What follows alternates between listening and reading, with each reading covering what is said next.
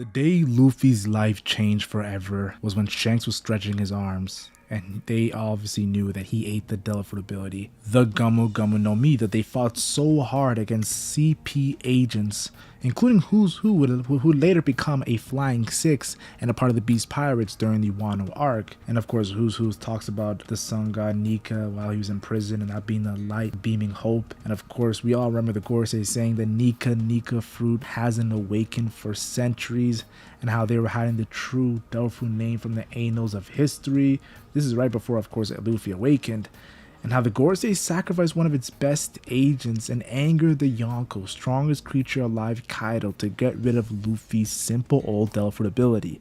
And the world government tried for 800 years to get the Gumu Gumu no Mi, and even said that all Zoan fruits have a will of his own, so wouldn't be surprised if Delphoid was actually evading the world government, which makes me think of Saturn and the Gorosei and how they all are Zoan users, these mythical Zoan users that have been awakened. And they're very trustable sources because they're Zoan users. And of course, it makes me connect that to Joy Boy. Like, we even had Zunisha pulling up for the smoke. For, of course, that rubber man fighting in the East Blue, the weakest sea, to like only being limited from his imagination and exponential strengthening his rubber body with Gear 5th. It's said to be the most ridiculous power in the world. And after the Luffy vs. Kaido battle, I'm not surprised. It was some Looney Tunes stuff. It was some Tom and Jerry type video. But Luffy's power was already ridiculous, beating characters like Alvida with a pistol, or hitting Buggy with a bazooka early on in the story, or even headbutting Kuro with that Gumu Gumu no Bell. And of course, his monstrative battle axe he used to put down a fishman, known to be 10 times stronger than regular humans. And of course, we recently seen Kuma observing Luffy practicing this, of course, battle axe he used on Arlong. And we also recently seen Jinbei's reaction to Luffy defeating Arlong. So you gotta give respect to respect is due. Luffy's training early on really made him a monster in the East Blue, and that worthy of that 30 million berry bounty. And of course, Luffy did say when he was training that he would save it for a very super strong enemy, so Arlong was the perfect, of course, culprit. And all of Luffy's self-taught training before setting out to sea really paid off, and of course in his battles, of course with Sabo at a young age, or even of course with Ace. He was with Ace for a long time until Ace turned 17 and of course started his journey by defeating warlords and becoming Fire Fist Ace of the Whitebeard Pirates. And I do want to say this, of course, is only till he reached 14 because Ace was 17 when he left for the East Blue training arc. This is all the training that he got when it comes to fighting with Ace. But I do want to say this, that is why Oda had him struggle with Logi as like Smoker during Lockdown. In all honesty, it was foreshadowing to Luffy's limitless potential, because entering the Grand Line, it was time to say goodbye to his training and hello to his natural progression. We even see Zoro telling the crew that every time an arc finishes, their powers is increasing after every island. So Luffy went from his training before he started his pirate journey to, of course, just getting stronger through battle. And that's why Luffy taking down his first warlord in Crocodile, and also his first Logi user, especially after what happened with Smoker down in Locktown, was so special. Him losing in the desert, of course, to Crocodile, his home turf, and then of course realizing in his loss that water makes Sir Crocodile tangible, and then him losing a second time after turning into Water Luffy and using water to actually get hits on Crocodile, and shows that it was not simple to defeat a warlord just because you know his weakness. With the third time, using his own blood, sacrificing his own blood, while also being poisoned by Crocodile's hook, and bringing out a new attack, not one he trained before he was a pirate, a new attack called Gumu Gumu no Storm. This attack broke the bedrock, of course, and pretty much beat Crocodile. And we forget how Crocodile was trolling Luffy before this about, oh, I always practice to train my Delphoid ability, and the Delphoid users are so weak because they don't train their Delphoid ability, and just showing you how pretty much he constantly trains. And then Luffy, of course, screaming, I will surpass you, and through 3 fights actually surpassing Crocodile. Damn, oh man. And now a lot of people have flack for this because, oh, Luffy was of course East Blue level, but that's what I'm trying to say. He wasn't East Blue level. All of Luffy's training wasn't enough to beat Crocodile. He had to progress naturally in the 3 battles. So definitely Nika's power on full display in my opinion, because there was no training. It was just straight progression. Now, of course, Skypiea is literally the arc where it foreshadows the Nika fruit. the Hito Hito no Mi, of course, Nika Nika no Mi. But of course, yes, Luffy using a golden rifle to take down this powerful Logia who claimed to be a god, of course, and Luffy's death would be literally being known as a mythical Zoan, the Sun Nika. And then Enel, of course, trying to reach the moon, and that connection there. And then, of course, Enel having Mantra, aka Observation Haki, and of course, destroying everyone on the island. People have to remember, there was monsters on this island like Sanji, who got a cigarette lit by Enel's attack, or literally stepping on Zoro's face. And Zoro is not a tough cookie to crack. And of course, there's also having his heart stopped by Wiper. And people don't forget, Wiper and Luffy were fighting evenly before this. So Wiper's a strong character, and he stopped Enel's heart only for Enel to, of course, revive his heart right back, showing how powerful his Logia ability was.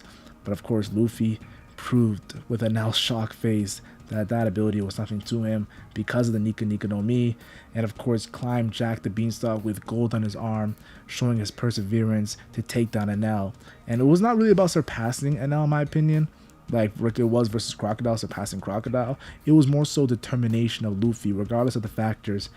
Mont Blanc, Cricket, and of course even the ancient story of Nolan, and the confirmation that they could stop looking for the gold was such a powerful moment. Even joke arcs like the Foxy arc really had Luffy in an afro, kicking ass. You have to remember, guys, cut to chapter 1043, Luffy's hair was literally flowing.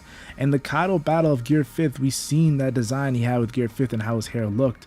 We even had him recently during the Egghead Island arc against Rob Lucci of CP0, and in Awakened Zone at that.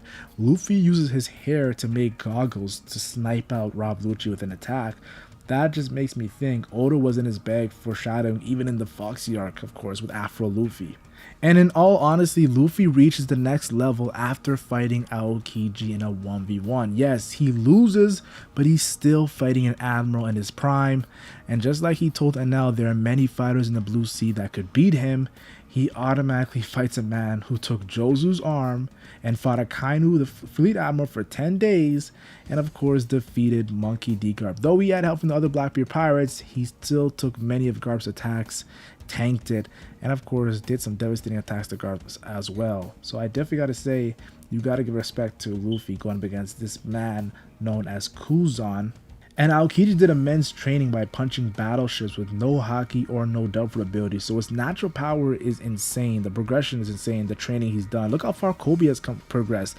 That little snot that was getting beat up by Alvida is now pretty much doing devastating attacks on top young commanders and follow Pizarro with, of course, looks like a hockey fist, that Galaxy Honest Impact that Kobe did. Now I do want to say this, Garp's training makes me think, of course, of how he fought legends like Rocksteady Zebek and Goldie Roger in their prime.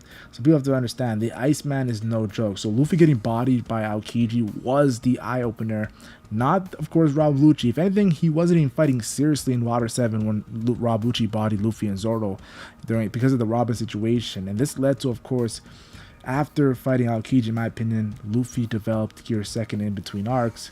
And that's when we saw situations like Jet Bazooka. Yes, adding the Jet to the Bazooka that he did against Buggy, and low diffing mid-tier CP9 Agent Blue No. And then, of course, the Giant Pistol, Gear 3rd, the debut of that, a literal giant punch, which at the time was insane, destructive capability and power, that even had Rob Lucci having like the effects later even hitting hard, showing you how devastating Gear 3rd was. And lastly, the finisher, Jet Gatling, beating the carnivorous Zoan, Roku Shiki Master, CP0 member with a Doriki of 4,000, double of the next strongest in Kaku and Jabra, and was training since a child. The Phenom, actually, you have to understand, he would have killed everyone. This wasn't my words, of course, these were Frankie's words if Luffy wasn't there. So yes, this Luffy power-up in between arcs was, of course, because he's also pushing his limits. It gets even crazier when he combines his gears on Thriller Bark, when it comes to Gear 2nd, Gear 3rd, to defeat Moria, and the crew starts to notice that Luffy, of course, is going too hard. Like, all respect for Zoro for taking Luffy's pain, but you gotta understand, Kuma did that to show what Luffy's been going through by pushing his Delphi ability, and that is why Zoro was standing in a pool of blood and wasn't the same all the way to the time skip. Like, we saw this in Saba Odi with the Pacifista fight, And of course with Kizaru, when Kizaru was about to kill Zoro, the devastating effects of Kuma giving Luffy's pain had Zoro reeling even in the next arc. And we saw this when he was even fighting on Miyak's Island in training. And even, of course, right before the time skip, when the newspaper had to be pretty much shown to him. 3D2Y had to be shown to him by Perona, for goodness sake. So I definitely got to say, you got to give respect to respect is due. And Luffy, he's not just taking the pain throughout these battles. He's fighting and defeating opponents while taking the pain. So there's that. Of course, I got to give his credit to Zoro because he did have pain prior fighting Ryuma Zombie and Oz, of course, Zombie. So there is credit there.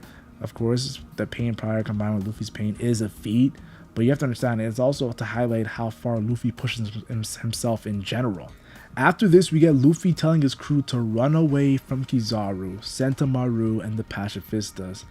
And pretty much this was a very eye-opening moment because Luffy for the first time did not want to smoke and had to be saved by his father's good friend Kuma. And we get Luffy fighting 2 Haki users in the next arc, and of course Boa's sisters, and he also unlocks Conqueror's Haki. So we get the trend of Luffy not training but of course progressing naturally, getting stronger throughout the arcs. We also get Impel Down, the chaos of course of him getting destroyed by Magellan, and literally have to fight for his ass off to be healed by Ivanka's of course injection shot, and getting into a scuffle with Blackbeard and taking the Yami Yami no Mi Devil Fruit ability away from Luffy. The Nika Fruit was gone, and Luffy of course was bleeding and had to be stopped by Jinbei and said it wasn't worth it.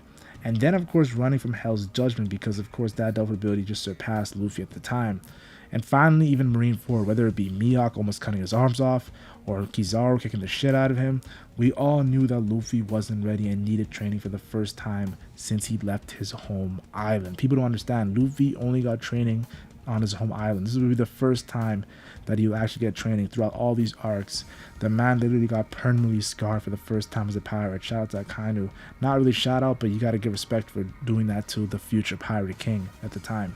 Now, of course, Luffy got lucky enough to be trained by Goldie Roger's vice captain, the Dark King Silver's Rayleigh, who, of course, Rayleigh knows all 3 types of Haki, so, of course, naturally, he would train Luffy in all 3 types of Haki. And Luffy also developed his Gear 4th transformation, developing his Delver ability to the next level. Some would even say it was foreshadowing to Awakening because of how there's a sash on Gear 4th. But I do want to say this, showing it off for the first time versus Doflamingo and continuously using it in throughout the post-time skip, like versus Commander Cracker, Top Young Commander Cracker, with Tank Man being shown also as well, and against Big Mom's Vice Captain Katakuri, and Snake Man also being used as well, and even gaining Haki blooming moments of Observation Haki being used in advancement when it comes to Future Sight. You gotta give respect to respect is due. Of course, this all led to, of course, him getting destroyed by Kaido right off the bat in Wano. But of course, we would later learn that Kaido was using advanced Conqueror's Haki or Conqueror's Haki coding to actually defeat this powerful Luffy. So Luffy's training and progressing through, of course, a time skip and all the way up to past Hoki Island into Wano was amazing. But all this did was make Luffy train for a 3rd time in the series. But this one is a little more simpler than the other ones, of course, because it was shorter time. And this had him doing, of course, training in 2 types of advanced armament Haki that would help him tremendously in the battle against Kaido. And we saw that point blank with Red Rock, and even using advanced armament Haki with his Gear 4th form, really laying the beat down on Kaido. I think this is honestly one of Luffy's greatest power-ups through training, in my opinion. Though, of course, you have to understand, the best power-up we've seen that Luffy has gone was through Kaido beating his ass, obtaining Conqueror's Haki coding, like Roger and Whitebeard did in their clash during Oden's flashback. And this seriously changed the landscape of the battle, in my opinion, because what really brought Luffy to another level was him, of course, awakening, but Conqueror's Haki coding was combined in his awakening, and doing an island level attack through Gear 5th, bringing the strongest creature alive down, says a lot. So yeah, it was the smallest training arc he had, but man, Wano really had him progressing in speedy, like the way Luffy's progressing in Wano, I've never seen it in my entire life. Now, of course, currently Luffy is eating to restore his Gear 5th form, so he can fight Saturn, which makes sense since he used it versus Rob Lucci. And of course, the Admiral Kizaru, which had Borsalino not moving by 1 punch of Gear 5th, of course. Now, of course, that punch was coded in Conqueror's Haki, but still, all I'm going to say is this. We saw Yamato use Conqueror's Haki coding against Green Bull, and that didn't do that much effect compared to Luffy versus Kizaru.